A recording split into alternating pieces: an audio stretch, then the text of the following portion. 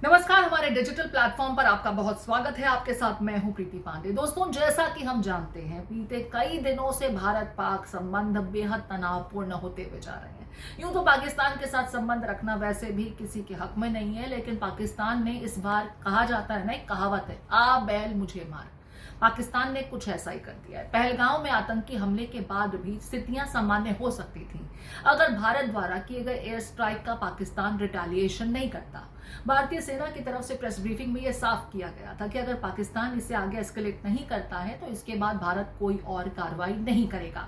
लेकिन अपनी हरकतों से पाकिस्तान बाज कहां आता है। पाकिस्तान की तरफ से बीते रोज जिस तरीके से जम्मू से लेकर के राजस्थान और पंजाब के कई हिस्सों में ड्रोन अटैक्स की कोशिश की गई, मिसाइल दागे गए, हालांकि हमारे मजबूत सुरक्षा तंत्र ने उन तमाम हमलों को विफल कर दिया है, लेकिन इसके बाद पाकिस्तान का खात्मा लगभग तय हो चुका है।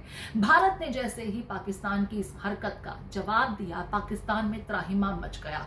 पाकिस्तान के कई शहरों में जब भारत की तरफ से रिटेलिएशन में काउंटर अटैक किया गया तो पाकिस्तान का अपना सुरक्षा तंत्र लगभग खत्म हो गया है। जानकारी ये मिल रही है कि एवैक्स जैसा सुरक्षा तंत्र भी भारत ने पूरी तरह से डिस्ट्रॉय कर दिया है, जो कि काफी मजबूत सुरक्षा तंत्र माना जाता है। और जो जानकार कहते हैं पाकिस्तान के पास तो ये दो ही थे, उसमें से एक हम खत्म कर चुके हैं और दूसरा जल्द ही डिस्ट्रॉय कर देंगे।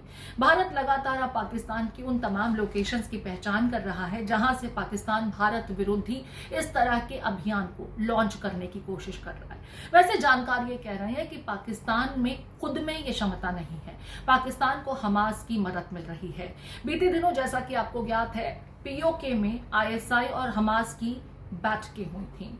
कहा यह जा रहा है कि आईएसआई ने हमास को रेड कारपेट वेलकम दिया था और इसके बाद जिस तरीके का अटैक पाकिस्तान ने बीते रोज किया, स्वार्म ड्रोन्स का इस्तेमाल करना, यानी झुंड में ड्रोन्स भेजे जाते हैं जो आपके सुरक्षा तंत्र को एंगेज करते हैं, और ठीक उसी वक्त पाकिस्तान की तरफ से मिसाइल दागे गए। लेकिन पाकिस्तान भूल गया था, हमारे पास सुदर्शन चक्र है। भगवान कृष्ण का सुदर्शन चक्र तो आपको मालूम ही है।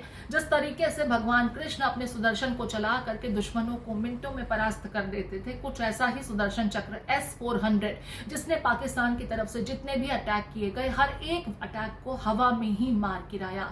भारत के कई शहरों से, कई हिस्सों से आज वो तस्वीरें सामने आई हैं जब पाकिस्तान के गिराए गए मिसाइल्स को उनके मलबे के रूप में हमने देखा। हालांकि पाकिस्तान की तरफ से लगातार कायराना हरकतें भी जारी हैं। एलओसी की अगर बात की जाए तो पुंछ इलाके से आज जानकारी सामने आई कि एक महिला की पाकिस्तान द्वारा की जा रही फायरिंग में, शेलिंग में मौत हो गई है। कुछ लोग जख्मी भी हुए हैं।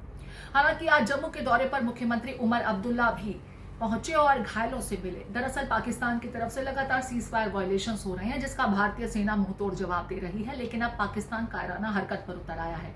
उसके द्वारा की जा रही फायरिंग में आम नागरिक मारे जा रहे हैं, लोगों के घरों को नुकसान पहुंच रहा है, लोगों की गाड़ियां क्षतिग्रस्त हुई हैं। आपको बता दें, लोग सुरक्षित फिलहाल बंकर में पहुंचाए जा रहे हैं। अगर एलजी मनोज सिन्हा की बात की जाए तो आज वो भी उरी के दौरे पर पहुंचे और लोगों से मिले, पीड़ित लोगों से भी मिले, और जो इनकी सुरक्षा के लिहाज से प्रशासन की तरफ से इंतजाम किए गए हैं उनकी भी समीक्षा उनके द्वारा की गई। इस बीच आज राजधानी दिल्ली में बैठकों का दौर देखने को मिला।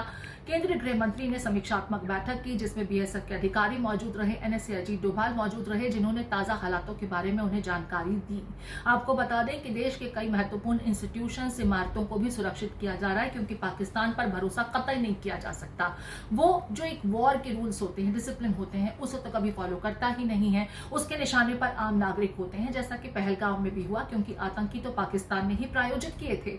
लिहाजा किसी भी इंस्टीट्यूशन पर फिदायीन हमला भी हो सकता है, जिसका प्रोपेगेंडा ऑलरेडी पाकिस्तान फैला रहा है। हालांकि उस झूठ को हमारी फैक्ट चेक फाइंडिंग कमिटीज ने साबित भी किया है कि पाकिस्तान सिर्फ झूठे प्रोपेगेंडा को फैलाने का काम कर रहा है। लेकिन फिर भी अगर वो ऐसी कोई जुर्रत करता है तो उसे पहले ही विफल किया जाए। लिहाजा तमाम एजेंसी सतर्क हैं। इंटेलिजेंस भी यहाँ पर लगातार गृह मंत्री को अवगत करा रही है कि क्या कुछ किया जाना चाहिए और अब तक क्या कुछ किया जा चुका है। इस बीच आईपीएल के मुकाबले को एक हफ्ते के लिए सस्पेंड किया गया है। आगे के शेड्यूल को हालात की समीक्षा किए जाने के बाद साझा किया जाएगा कि मैच आगे होंगे या नहीं होंगे। कुल मिलाकर के एमईए की ब्रीफिंग से लेकर के बाकी तमाम जो डेवलपमेंट्स हैं उसके बारे में आप जान चुके हैं। लेकिन जो सबसे बड़ी खबर जो आपको जाननी चाहिए, पाकिस्तान की संसद में आज पाकिस्तान के ही प्रधानमंत्री शहबाज शरीफ को गीदड़ कहा गया, कायर कहा गया।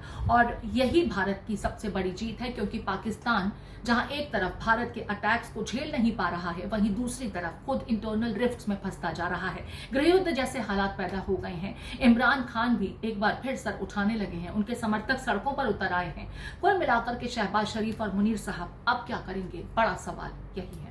दोस्तों, आपको क्या लगता है ये मामला आगे और एस्केलेट होगा? हालांकि चीन सरीखे कुछ देश यहाँ पर हस्तक्षेप की बात कर रहे हैं और वो चाहते हैं कि रचनात्मक शांति के मामले में वो भूमिका निभाएं, लेकिन भारत किसी तीसरी पार्टी का हस्तक्षेप नहीं चाहता है। अगर पाकिस्तान आगे रिटेलिएट नहीं करता है तो मुमकिन है स्थितियां सामान्य हो, लेकिन पाकिस्तान की फितरत तो कुत्ते की पूंछ जैसी है जो कभी सीधी होती ही नहीं।